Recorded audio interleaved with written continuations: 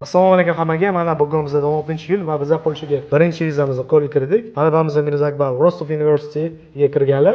Va Rostov Universiteti bizda toping tili kirgan va yo'nalishlari Business Administration yo'nalishiga kirganlar.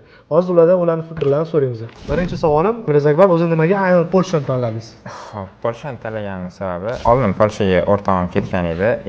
Ham u yerda o'qiydi, ishlaydi, Yevropa sayohatlar qiladi. U meni qiziqtirgan Polshaga va meni ham maqsadim bu yerda borib o'qish bilan birga ishlash ikkalasini balanslashga o'sha yerda degreesini olish. Degreesini olish tushunarli. Yana so'ramoqchi, o'zi siz maktabni bitirdingiz.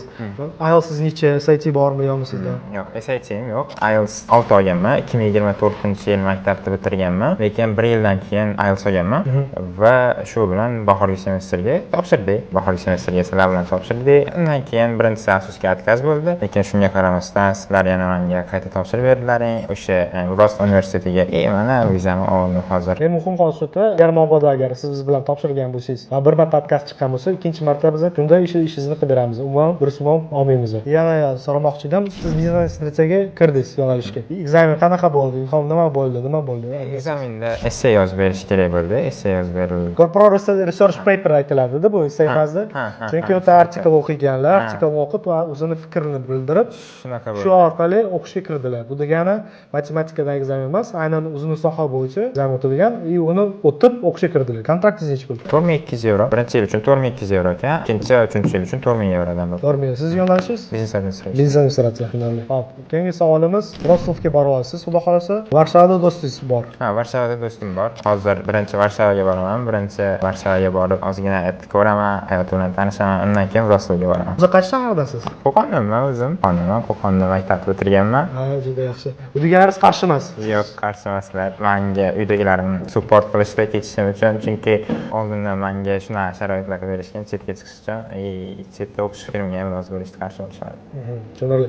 Siz 24-yilda bitirib, o'qishga, O'zbekiston o'qishlariga yoki boshqa davlat o'qishlariga topshirmangiz, aynan primoy Polshani tanladingiz, to'g'rimi? Polshani tanladim. Uydagilar sizga aytmadimi? O'g'lim, vaqt o'tyapti, topshirdi. Aytishdi, bunaqa gap bir-ikki marta aytishdi, keyin ular bilan gaplashdim. Yo'q, yaxshi meni tushunishdi. Undan keyin birinchi viza o'tkazimdan keyin ham menga yana o'zlari support berishdi. Endi oxirigacha borasan deyishdi. U bilan vizani oldim.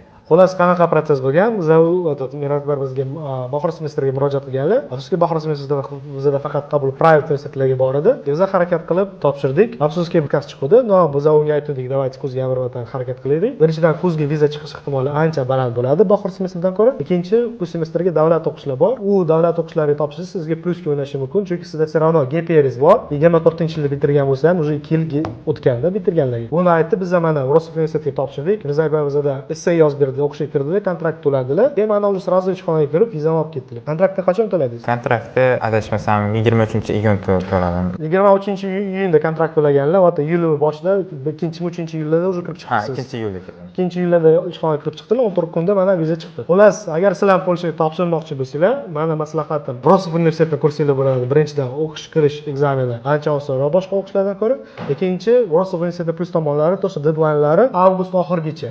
Agar hozir siz navaga topshirgan bo'lsangiz yoki endi topshirmoqchi bo'lsangiz, buni ham rasmatdan qilishingiz mumkin. Yana katta plus Rostov universiteti, agar mabodo navis vaqtida chiqmasa, o'tgan yil Rostov universitet onlayn darsda berdi talabalarga. Bir semestr onlayn o'qib yoki bir oy onlayn o'qib, onlayn o'qigan paytlarda ular vizaga kirib chiqqan. Bu ham vizaga plus o'ynaydi. Поэтому biz ham hozir o'ylayapmiz, может быть biz kurs semestrga Polshaga qabulni biz davom ettiramiz. Hammaga rahmat. Agar sizga qanaqadir savollaringiz bo'lsa, menga yoki Mirzayev bemalol shu kommentariyaga yozsangiz bo'ladi. Javobini beramiz.